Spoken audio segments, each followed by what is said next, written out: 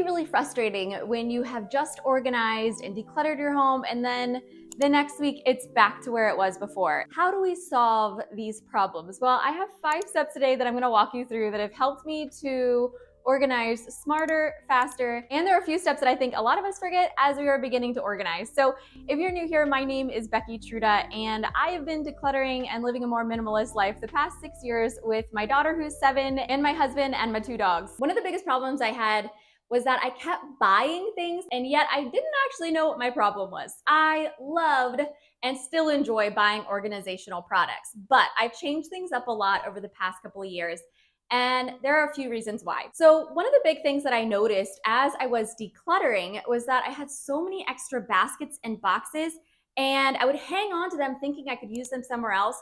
But really, these were items, organizational things that I had bought without actually knowing where I was gonna put them. Have you ever gone to a store and saw that cute basket and didn't really know where you were gonna put it, but wanted to have it because it was cute? I've done that many times. And so what you have to do instead is that you have to start identifying what your problems are before you go shopping. And so that really comes along with making a list of the things that you're noticing that aren't working. One of the silliest but best things that I've done in my bathroom was that I noticed that I kept running out of toilet paper and yet all of my toilet paper was in the closet. You didn't want to have to call for help. I found a basket around my house and I put it right there by the toilet where it can always hold 2 to 3 rolls of toilet paper. And so therefore, I identified my problem. It was an easy fix. It was something I already had. And so what I found is that usually the easiest solutions are the best solutions. And now the most important thing to do is how do we identify the problem, right? So we're going to pay attention to where we're naturally putting things. Not where you'd like for them to go or where you hope for them to go, but where you naturally throw things down. That is going to give you the biggest indication of where you need that organizational product. My entryway, and I think a lot of ours, are probably the biggest catalyst for our homes. They are where a lot of the clutter ends up. And unfortunately, it's the first thing that we see when we walk in our door. So no, we don't want it to look like a hot mess, right? But I want you to identify, where do you find your shoes being put down? Where do you want to hang your jacket up when you get home?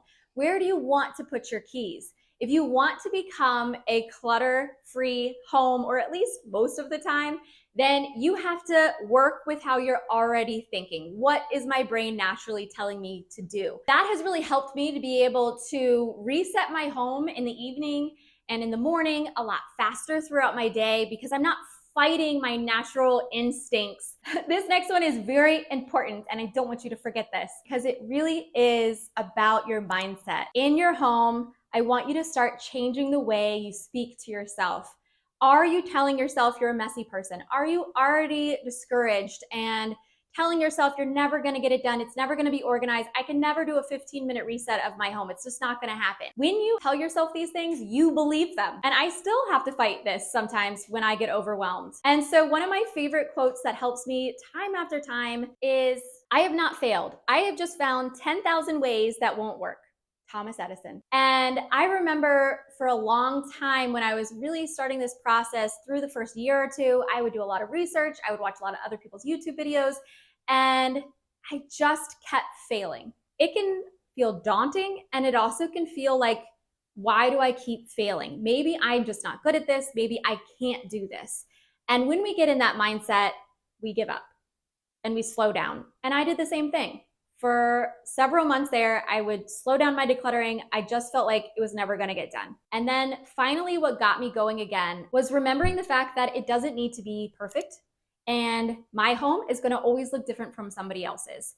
When I show you guys my home and I'm showing you the process in which I organize and how I organize, it is just a blueprint. This is just a blueprint. It may work for you, it may not.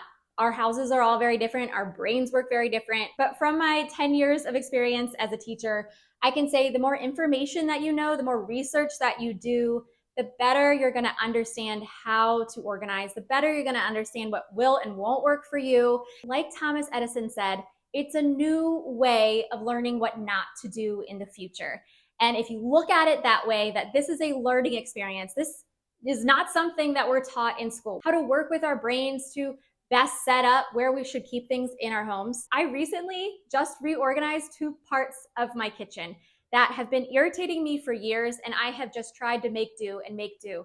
And finally, I just said, no, I'm not throwing the Band-Aid on it anymore. I am actually going to buy the solutions that I think will work. It's better to try something than continuing to be afraid of failure. If you're looking for some new solutions to some of your other problems, then I wanted to thank today's sponsor, which is Wild Grain. I have been so thoroughly impressed with the classic bread and pasta box that we recently got.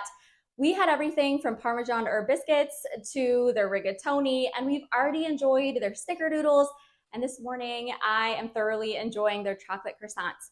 I love how it simplifies the process of having high quality breads and pastas, but you can throw them in your freezer, and within 25 minutes or less, you have that on your table ready to go for your family. We got the classic box, but if you needed different options, they have plant-based, 100% vegan, and they also have gluten-free. So they're inclusive of everybody that might be in your family. My big takeaway was I was really impressed by the quality, the simplicity of the ingredients, but also how quick it was to get it in and out and in your mouth and ready to go. If you're new to Wild Grain, just like I was, you can go to the description down below and click on the link. And the amazing thing is that if you do, you can use my code minimalist to get $30 off and croissants for life. I heard this one recently from the Clutter Bug, and I absolutely loved it, so I had to share because I related so much to what she said.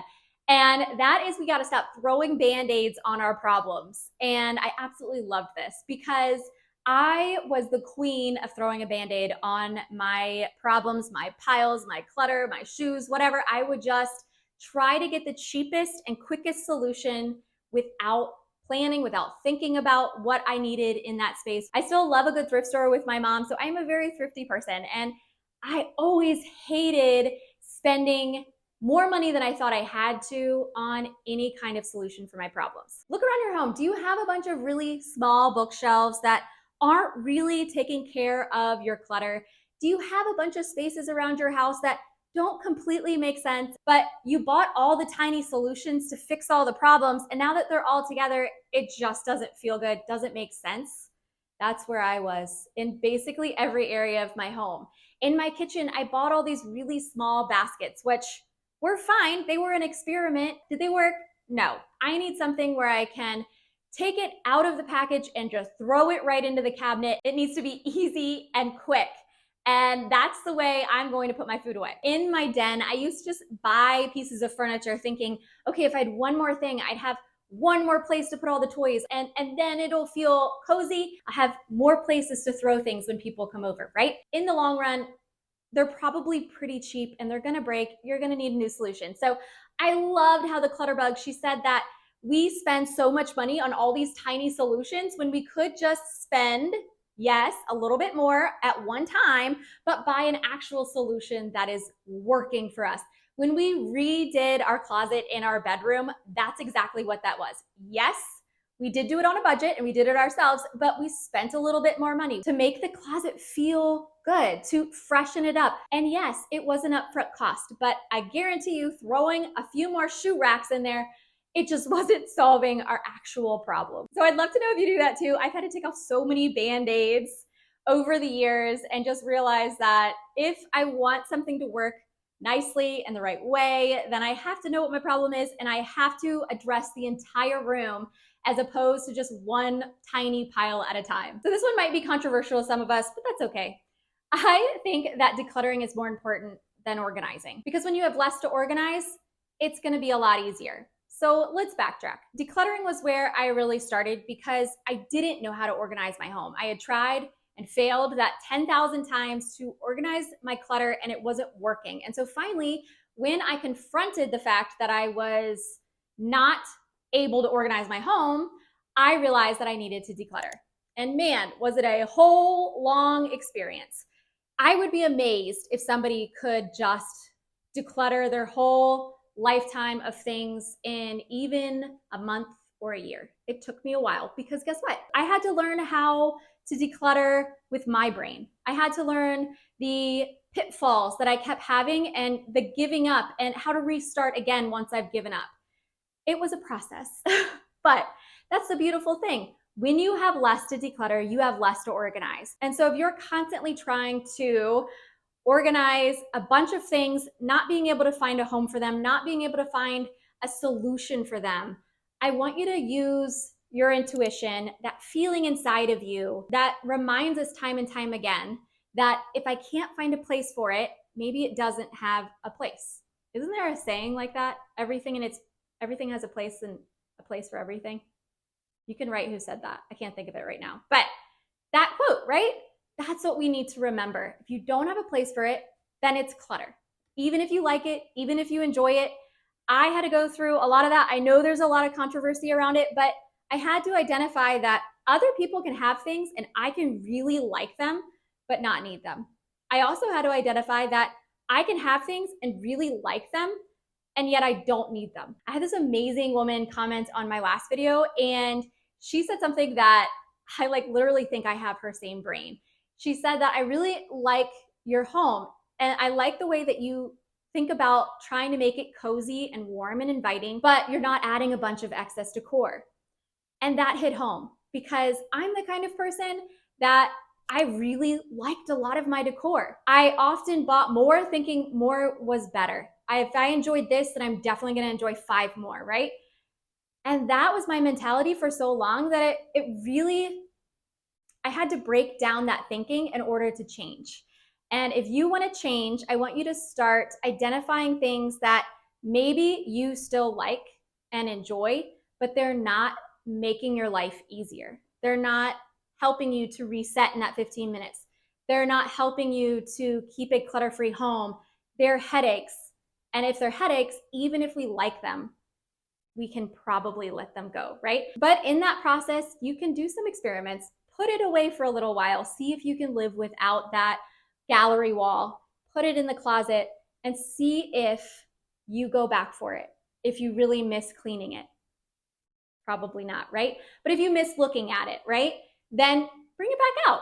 No harm done. So it was through all those decluttering experiments that I've done on this channel and before when I was just starting that have helped me to retrain my brain that if I want to live a certain way and I have more time, energy to love my family, to spend those game nights that I wanted, to make the dinners that I want with my friends, if I want that, I can't have both. I have to even out the scales, right? I have the decor that I really enjoy and I don't mind spending the time taking care of. But once I start getting more of it, guess what happens? That time, that energy, that patience that we had for our family and friends, it starts to go down. It starts to go down. I mean, that was at least my experience. I can't speak for everybody, but that was definitely my experience. But if you've enjoyed learning about organization and decluttering and minimalism, then I hope you continue your journey by watching one of these videos right here, and I wish you guys all the very best.